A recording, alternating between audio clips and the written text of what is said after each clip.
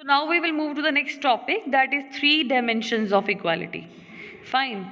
So first we are having political equality, the next one we are having social equality, and the third one we are having, that is economic equality. Okay, so first we will talk about political equality. So in political equalities would normally include granting equal citizenship to all the members of the state. As you will read in the chapter on citizenship, equal citizenship brings with it certain basic rights such as the right to vote, freedom of expression, movement and association, and freedom of belief. These are rights which are considered very necessary to enable citizens to develop themselves and participate in the affairs of the states. Okay, so those citizens who are having such type of rights, it means we can say that they are having a political equality. Now we will move to the next equality, that is the second dimensions of equality, that is social equality. So political equality or equality before the law is an important first step in the pursuit of equality, but it often needs to be supplemented by the equality of opportunities. So while the former is necessary to remove any legal hurdles which might exclude people from a voice in the government and deny them access to the valuable social goods, the pursuit of equality requires that people belonging to different groups and communities also have a fair and equal chance to compete for these goods and opportunities. For this, it is very necessary to minimize the effect of social and economic inequality and guarantees certain minimum conditions of lives to all the members of the society. While providing the conditions, minimum conditions to all the members of society, we should not keep the things like they are having a different color, different sex, different birth. Fine. So we should not pay attention towards all these things. The particular life of living, okay, healthy life should be provided to all the people of the society. Next we are having economic equality. Okay, all the simplest level we would say that economic inequality exists in a society if there are significant differences in wealth, property or income between individuals or classes. Fine. So if it is not same, we can say that there is inequality. Okay, inequality in economics. So one way of measuring the degree of economic inequality, the society would be measure relative difference between the rich and the poorest group. Another way could be the estimate to number of people who live below the poverty line. Of course, absolute equality of wealth or income has probably never existed in a society.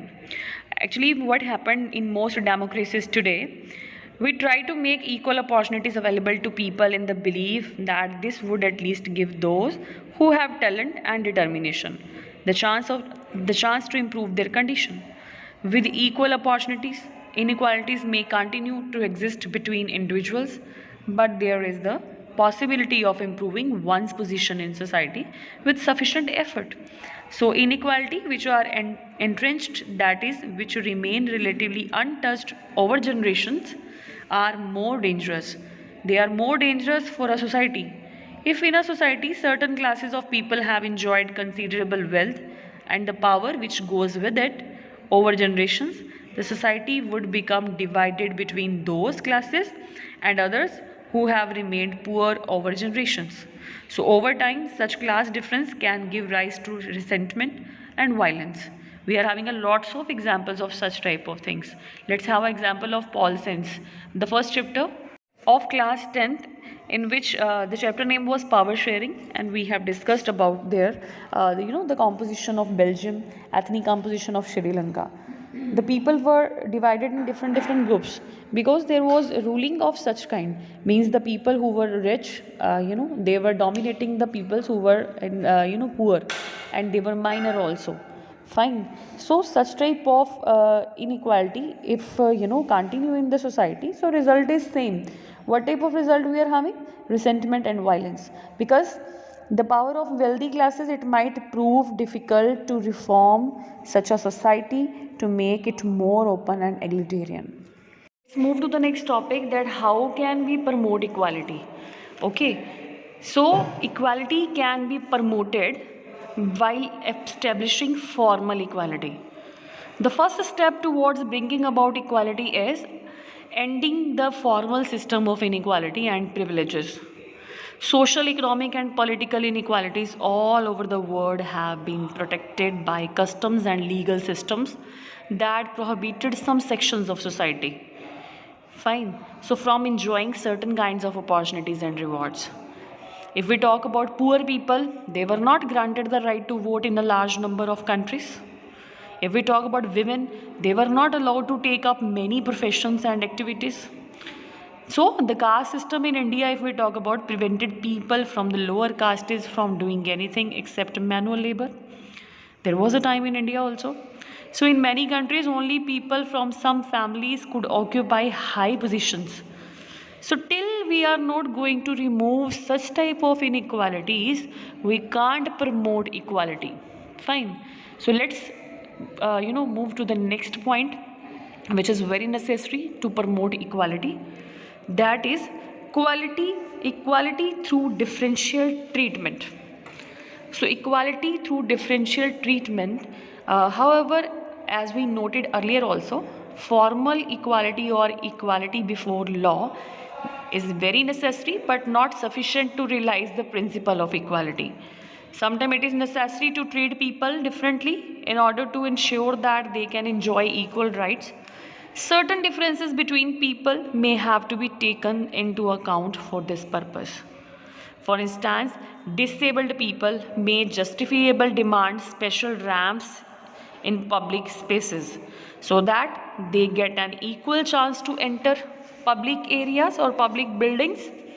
Or women working in all centers, let's take the example of women also. The women working in all centers at night may need special protection during the journey to and so that their their equal right to work may be protected.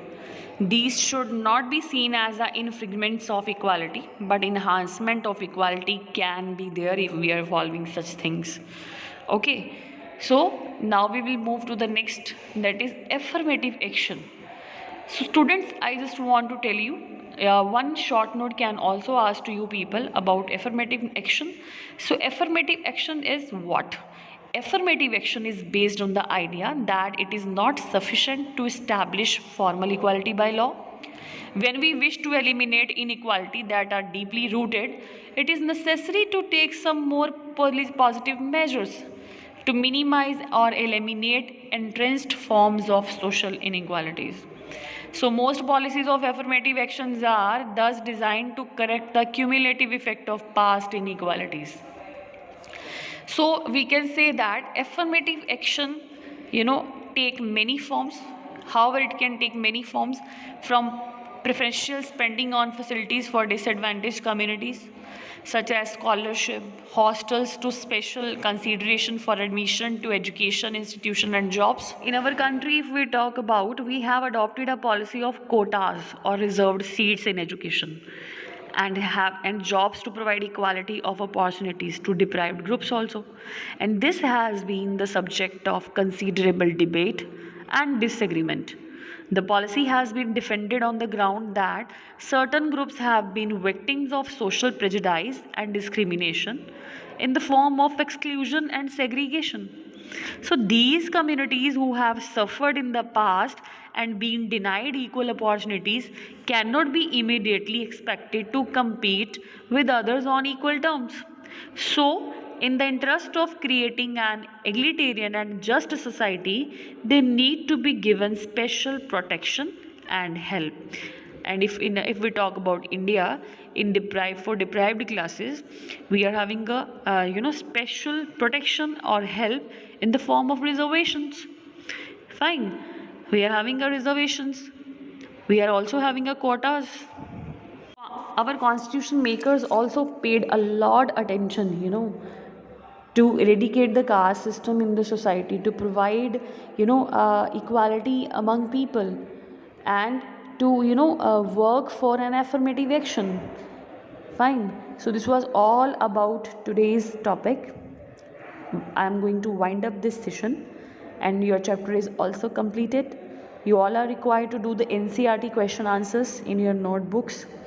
Okay, and chapter level resources and worksheets, you also are required to revise them. Thank you so much. Take care. God bless you.